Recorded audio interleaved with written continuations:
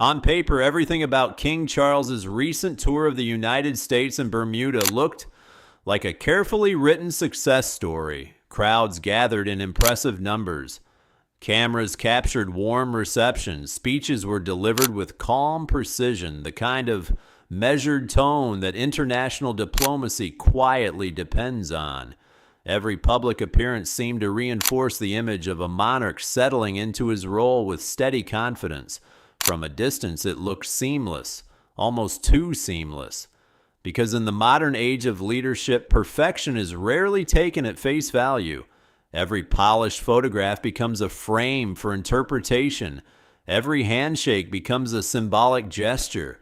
Every smile is analyzed like a political statement hidden in plain sight. And so, even a successful tour does not remain simple for long. It becomes narrative material, a success story on the surface and a question mark underneath it.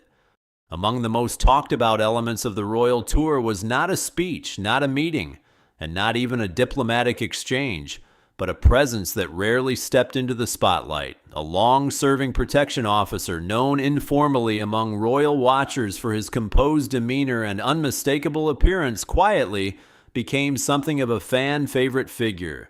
He was not a celebrity, not a public personality, not someone who ever sought attention, and yet attention found him anyway. At major royal events, he was often seen just behind the monarch, calm, alert, and entirely focused on duty. Over time, brief clips of his interactions with crowds began circulating online. In one widely shared moment, he politely reminded onlookers to lower their phones and simply experience the occasion. It was a small gesture. But in the internet era, small gestures become large stories. To the public, he represented something rare: stability without spectacle, professionalism without performance, a quiet reminder that not every figure in a public environment is meant to be part of the show. By the time the tour reached its final days, his presence had become familiar enough that his eventual retirement announcement landed with unexpected emotional weight among those who had followed royal coverage closely. Not because the world knew him personally, but because he had become part of the background rhythm of royal life. And when something consistent disappears, people notice, even if they only ever saw it in passing. Royal institutions are built on continuity, but continuity does not mean permanence. Behind every carefully maintained tradition is constant change. Staff rotations, shifting responsibilities, evolving roles, and quiet departures that rarely make headlines unless the public decides they matter. This particular departure came at a sensitive time. The monarchy was already navigating a period of increased scrutiny where every public action was being viewed through the lens of stability and public trust. Any change within its internal structure, no matter how routine, became part of a larger narrative about transition, and transition is rarely interpreted neutrally. To some observers, it signals renewal. To others, instability. To most, it simply signals movement within a system that is usually expected to appear immovable. As discussions circulated about the retired officer possibly taking on an advisory or ceremonial role, it highlighted something important about royal operations. Even farewells are often not final in a traditional sense. Roles shift, evolve, and sometimes reappear in different forms. But perception is not always aligned with internal reality. To the public, it looked like the end of an era for a familiar presence. And endings always attract attention. While public attention focused on ceremonial success and visible appearances, the monarchy was also dealing with a quieter layer of pressure that rarely appears in official summaries. Institutional reputations are fragile things. They rely not only on what is done in public, but on how events are interpreted over time. In that sense, every royal engagement carries two audiences, the one in front of the cameras and the one watching the meaning unfold afterward. During this period, discussions around the broader royal family added to the intensity of public scrutiny. Media narratives tend to expand around any institution already under attention. creating overlapping cycles of commentary, analysis, and speculation. And within that environment, even unrelated developments begin to feel connected simply because they exist at the same time. That is how modern public discourse works. It builds layers, not always accuracy, but always momentum. Meanwhile, internally, the demands of leadership continue regardless of external interpretation. Scheduling, diplomacy, charitable work, and international relations do not pause for public debate, which is why the tension between perception and responsibility becomes a defining feature of modern monarchy. Everything is visible, yet not everything is understood. One of the most quietly significant aspects of this period has been the ongoing balance between duty and personal well-being. Leadership at this level is not just symbolic, it is physically and emotionally demanding. Public engagements, international travel, and institutional responsibilities require sustained energy even during periods of personal challenge. Observers noted moments during speeches and appearances that appeared reflective in tone, carefully chosen words that some interpreted as philosophical, others as simply thoughtful acknowledgments of time and responsibility. In environments where every sentence is recorded and replayed, even subtle remarks gain layers of interpretation.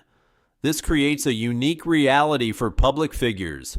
Private thoughts become public material, public statements become symbolic readings, and silence itself becomes meaningful. At the same time, the expectation to continue performing duties rarely decreases. If anything, it intensifies during moments of uncertainty, as institutions often rely on visible consistency to reinforce confidence. This is where the human dimension becomes unavoidable.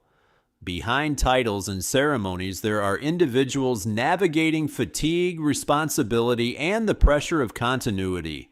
And unlike public narratives, those experiences do not follow scripts.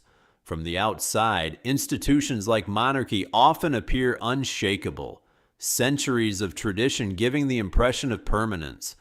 But the reality is more complex. Stability is not the absence of change. It is the management of it. The recent tour, widely viewed as a success, represents exactly that duality. Outward strength paired with internal transition. Publicly, it is framed as achievement. Privately, it reflects adjustment.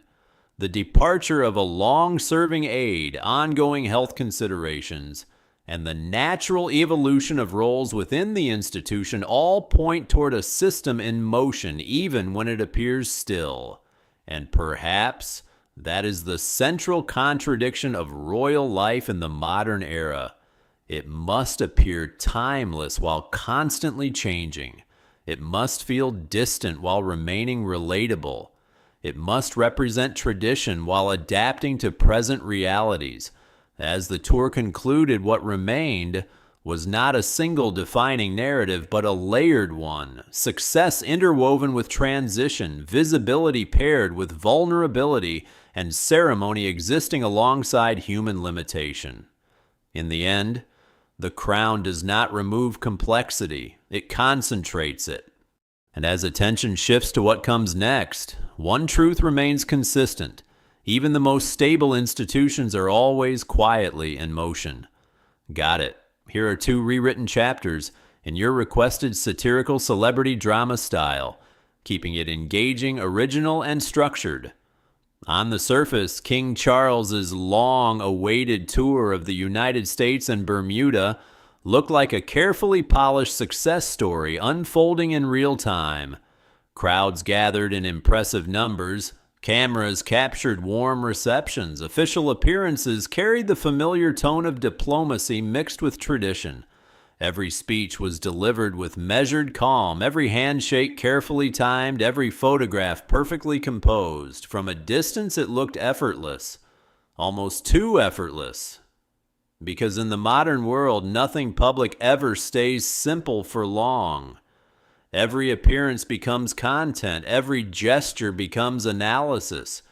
Every moment becomes something to be interpreted, replayed, and discussed across thousands of digital platforms within minutes. What should have been a straightforward diplomatic visit quickly transformed into something larger in public imagination. Not because of what went wrong, but because of how closely everything was observed. Even success is no longer just success. It becomes narrative fuel. Online commentators praised the monarch's composure, while others dissected every frame of footage for subtle meaning. Was a pause too long? Was a smile too restrained? Was a speech too carefully worded? In a world where attention never switches off, even stability is treated like something that needs decoding. Yet behind all the interpretation, the reality remained far simpler. A working royal tour carried out under modern expectations, balancing tradition, diplomacy, and public visibility. But simplicity rarely survives public attention intact. And so the story of the tour became something more layered than its official summary, a success on paper, and a discussion everywhere else. While public attention focused on speeches, ceremonies, and diplomatic appearances, one of the most quietly discussed developments had nothing to do with politics or international relations. It involved someone most people never officially knew by name.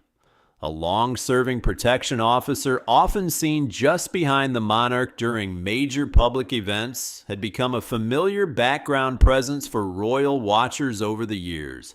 He was not a public figure. He never sought recognition. Yet his consistency made him recognizable.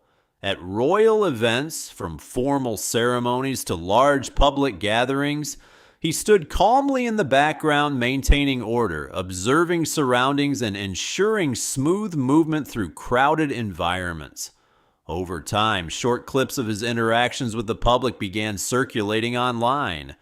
In one widely shared moment, he politely encouraged spectators to lower their phones and simply experience the occasion firsthand. It was a small, ordinary instruction delivered without drama. But in the internet age, even ordinary moments take on symbolic weight.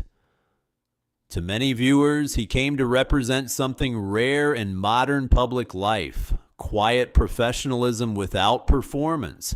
A presence that existed not for attention but for function. And that is exactly why his retirement drew more notice than expected. When the announcement of his departure emerged following the royal tour, it quietly marked the end of a long chapter behind the scenes of royal operations. For most people, it might have gone unnoticed.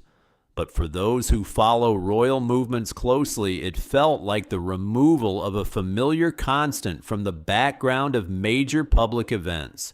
Not because he was famous, but because he had become familiar. And familiarity, even in unnoticed forms, creates attachment over time.